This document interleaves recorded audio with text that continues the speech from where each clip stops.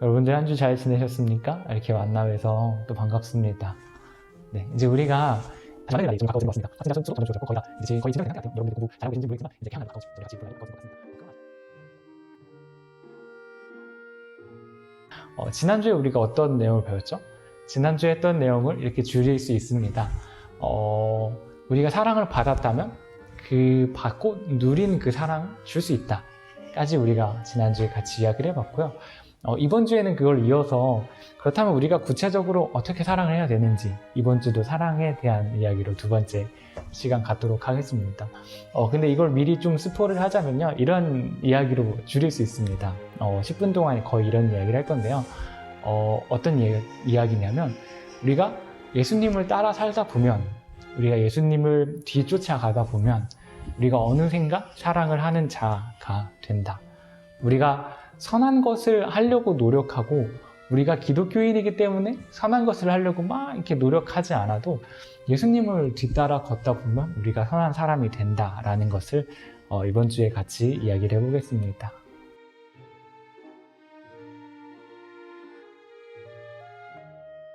네, 그러면 우리가 오늘 본문 같이 한번 읽어보도록 할까요? 네, 같이 읽었으면 좋겠는데 일단 저 혼자 읽겠습니다. 같이 읽을게요.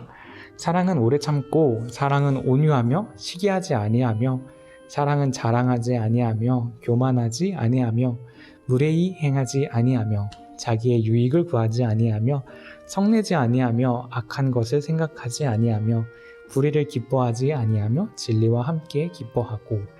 네, 이렇게 우리 본문 말씀 같이 읽어봤습니다. 근데 이 각 부분에서 여러분들의 이름을 한번 넣어볼까요? 이게 맞는 말인지 틀린 말인지. 나는 오래 참고, 나는 온유하며 시기하지 아니하며, 나는 자랑하지 아니하며, 나는 교만하지 아니하며. 이게 맞는 이야기일지 한번 여러분들 생각해 봅시다. 내가 이렇게 교만하지 않았나? 자랑하지 않았나? 내가 오래 참고 이렇게 온유했는가? 이렇게 생각을 해봅시다. 근데 여기까지만 와도 되게 대단한 사람이에요. 웬만한 사람들 여기서 하나씩은 걸리거든요.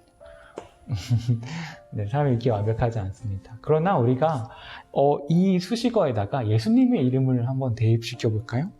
예수님은 오래 참고, 예수님은 온유하며, 예수님은 시기하지 아니하며. 이게 말이 되나요? 네, 말이 다 되는 말입니다. 그렇기 때문에 우리가 이 말씀을 통해서는 예수님을 따라가는 것이 바로 사랑의 성취다라는 것을 이렇게 도출해낼 수 있다는 사실입니다. 그러면 우리가 조금 더 한 발자국 나아가서요, 사랑의 반대편에 있는 걸 한번 생각을 해볼까요? 사랑의 반대편에 있는 게 어떤 것들이죠? 우리가 사랑하지 않을 때 나오는 행동들, 우리가 친구가 좀 짜증날 때, 아니면 우리가 가족, 부모님이 좀 마음에 들지 않을 때 어떤 반응을 보이게 되죠? 일단 짜증이 나고요, 뭐 여러 가지 있죠. 사랑하지 않을 때 나타나는 행동들. 네, 굳이 여기서 다 언급을 하지 않더라도 여러분들 다 많이 알고 있을 거예요. 그런데 제가 이렇게 심리학도 같이 공부를 합니다. 근데 심리학적으로 이런 현상들을 연구하다 보면요, 이런 것들에서는 어딘가 한 부분이 우리 마음이 부족하기 때문에 이런 일들이 일어나는 것입니다. 누가 상습적으로 다른 사람의 물건을 훔치는 것도, 그다음에 쉽게 화내고 짜증내는 것도, 뭐 그런 모든 것들에서는 우리의 마음 한켠이 이렇게 무너져 있기 때문에 이렇게 그런 행동이 드러나는 것이라고 이렇게 볼 수 있어요. 어른들이라고 해서 크게 다르지 않아요. 이렇게 사람의 마음이 많이 부족할수록, 이렇게 많이 상처를 받고 많이 뭔가가 이렇게 결핍되어 있을수록 이렇게 사랑의 반대에 있는 것들을 많이 행하곤 합니다. 왜냐하면 그런 것들을 통해서 나의 마음을 채워야 되기 때문이죠. 그렇게 해서 이 사회가 점점점 이렇게 각박해지는 것입니다. 그러나 우리가 한 가지 이 지점에서 생각을 해봅시다. 만약에 우리가 하나님의 마음으로 우리 심령이 가득 차 있다면, 우리 마음이 하나님의 사랑으로 가득 차 있다면 어떨까요? 우리가 하나님의 사랑으로 가득 차 있는데 굳이 친구를 괴롭히려고 할까요? 우리가 하나님의 사랑을 받고 있는데 굳이 사람들의 그런 평가에 얽매이게 될까요? 저는 그렇지 않다고 봅니다. 근데 그렇지 않은 사람들이 대단히 많습니다. 네, 제가 여러분들과 이제 처음 만났을 때 제가 어떻게 하나님을 만났고 하나님 만나서 어떻게 변했는지에 대해서 이야기를 나눴던 적이 있어요. 여러분들 기억하실지는 잘 모르겠습니다. 근데 그때 했던 이야기 중에 하나가 바로 이런 것입니다. 하나님을 만나고 났더니 더 이상 제 주변 친구들의 평가에 두렵지 않게 되었다라는 것이에요. 그 전까지는 이 친구들이 저를 어떻게 생각할지가 굉장히 두려웠어요. 막 이 친구들이 날 무시하지 않을까? 내가 이렇게 저 애들한테 나쁜 소리를 들으면 어떠지? 이런 거에 항상 곤두서 있었어요, 신경. 그래서 스트레스도 엄청 많이 받고요. 뭐 그것에서 벗어나기 위해서 막 다른 친구를 괴롭히기도 했던 것 같습니다. 그러나 하나님을 믿고 나니까 이런 것들이 다 부질없어졌다고 이야기를 했었습니다. 네. 그리고요, 제가 선교단체에서 있었을 때 만났던 한 형의 그런 삶이 떠오릅니다. 이 형은요, 선교단체 내에서도 좀 이렇게 문제를 많이 만드는 형이었어요. 뭔가 다른 사람들이 하기 그러니까 하면 안 좋아하는 행위를 막 하고, 막 어떤 사랑을 받으려고 막 어떤 걸 얻어내려고 막 이렇게 노력을 하던 형이었습니다. 그런데요, 이 형이 그런 여자친구 문제, 그러니까 이성 문제로 이렇게 실망을 하고 이제 많은 어려움을 겪다가 그 고통 가운데 하나님을 진하게 체험을 합니다. 그래서 하나님이 그 형을 얼마나 사랑하시는지 그 형이 이제 깨닫게 된 거예요. 근데 그때부터 삶의 방향이 180도 달라졌습니다. 이제 그 전까지는요, 이 사람들로부터 어떤 걸 받아냈을지를 이제 눈여겨보던 형이 이제는 어떻게 하면 예수님처럼 베풀고 살 수 있을지에 대해서 늘 고민하고 다니기 시작했어요. 그래서 제가 그 형이랑 같이 밥 먹으러 갔을 때도 막 그 지하철역에 있는 노숙자 분들에게 자기 주머니를 탈탈 털어서 돈을 주었던 것이 생각이 납니다.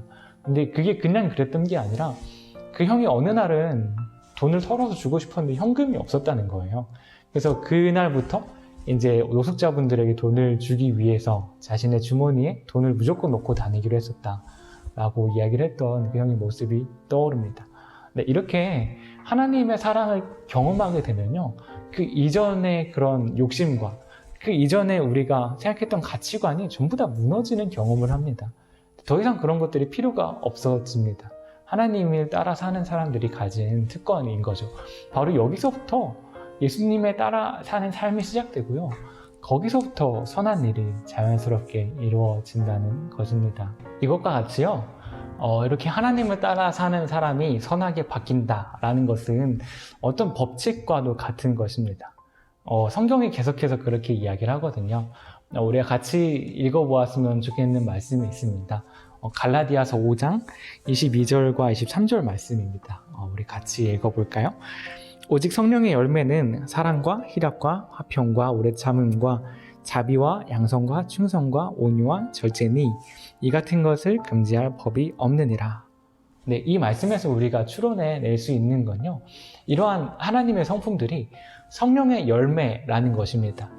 여러분들의 그 안에서 성령께서 열매를 이렇게 자라게 하신다는 것입니다. 어떤 우리의 노력이나 우리 인간의 열매가 아니에요. 성령의 열매입니다. 우리가 성령을 따라 살다 보면 우리가 기도와 찬양과 예배와 말씀을 이렇게 읽는다던가 설교를 찾아 듣는다던가 이런 것들을 통해서 우리 마음 가운데에서 피어나는 성령의 열매라는 것입니다. 그리고 그 다음 말씀 같이 볼까요?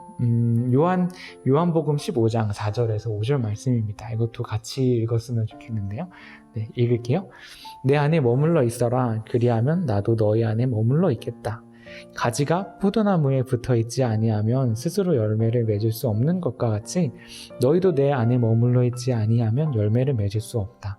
나는 포도나무요 너희는 가지이다. 사람이 내 안에 머물러 있고 내가 그 안에 머물러 있으면 그는 많은 열매를 맺는다. 너희는 나를 떠나서는 아무것도 할 수 없다.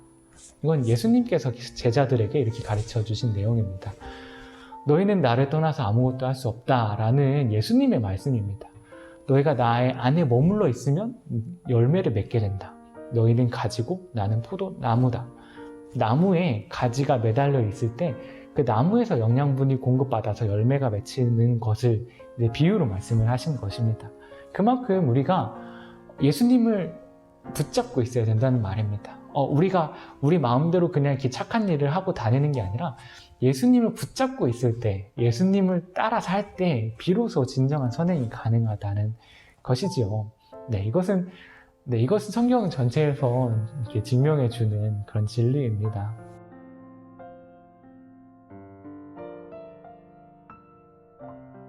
이렇게 예수님을 따라가는 선행의 삶이요, 단순히 여러분들이 혼자 따라서 걸어가는 삶이 아닙니다.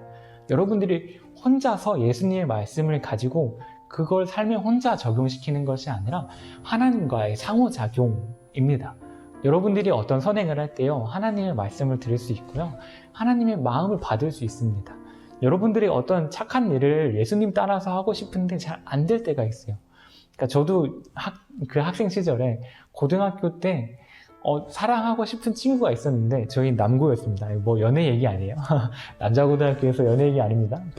어떤 친구를 도와주고 싶었는데 잘 안 될 때가 있었어요. 저한테 상처를 주는 친구를 저는 오히려 손 내밀고 싶었는데 참 그게 안 되더라고요, 잘. 그래서 아직까지도 잘 안 되고 있어요. 이런 일들이 있습니다. 여러분들이 예수님을 따라 산다고 해서, 따라간다고 해서 이 선한 일들이 이렇게 쉽게 되진 않거든요. 근데 그럴 때 여러분들이 혼자가 아니라는 것입니다. 하나님께서 여러분들을 도우실 것이라는 사실입니다. 우리가 같이 말씀 마지막으로 한 번 더 볼게요. 어디 말씀이냐면 빌립보서 1장 6절의 말씀입니다. 같이 읽어볼게요. 선한 일을 여러분 가운데서 시작하신 분께서 그리스도 예수의 날까지 그 일을 완성하시리라고 나는 확신합니다. 이것이 그냥 어떤 지나가는 사람이 확신했다, 제가 확신했다, 이런 말이 아니라 바울이 하나님의 영감을 받아서 쓴 말입니다. 이 바울이요, 하나님의 사역을 할 때 하나님을 따라서, 예수님을 따라서 예수님 닮은 삶을 살아갈 때 이런 확신을 하나님께로부터 받은 것입니다.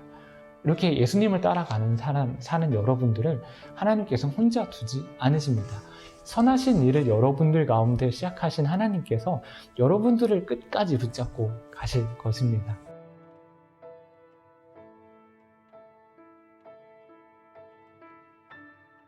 오늘 말씀의 결론을 맺겠습니다. 여러분들이 만약에 이 마음 가운데에서 아직도 욕심이 남아 있다면, 아직까지도 그런 사랑이 아닌 사랑의 반대편의 일을 하고 있다면 이거 한 가지는 기억해 주셨으면 좋겠어요. 여러분들이 그런 상황일지라도 하나님께서는 여러분들을 사랑하십니다. 왠지 아십니까? 저도 그랬어요. 저도 여러분들이 행하고 있는 그런 어떤 안 좋은 일들을 저도 했었고요.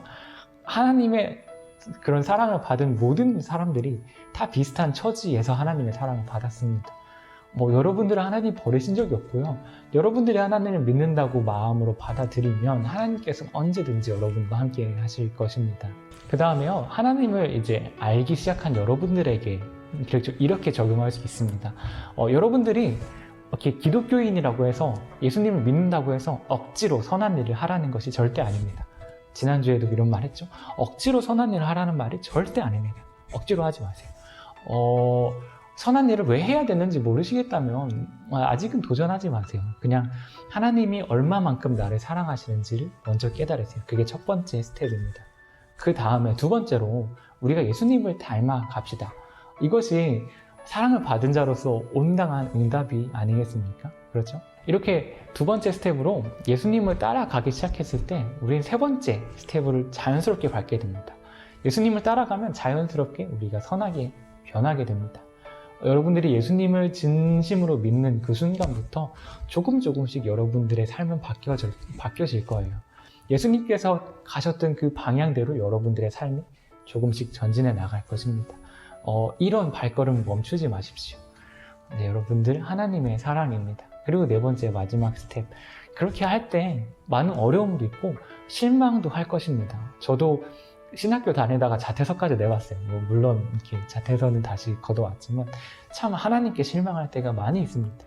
그러나 여러분들이 혼자가 아니라는 사실을 잊지 마시고 예수님을 따라가는 그 삶을 끝까지 하나님과 함께 동행하시기를, 그렇게 사는 사람들 되시기를, 저와 여러분들이 그렇게 되기를 간절히 바라봅니다. 우리 끝까지 하나님 안에서 그렇게 사는 진짜 사랑받는 자로서 합당한 삶을 우리가 포기하지 않고 끝까지 이렇게 나아갈 수 있는 자가 다 되시기를 정말 진심으로 바라겠습니다.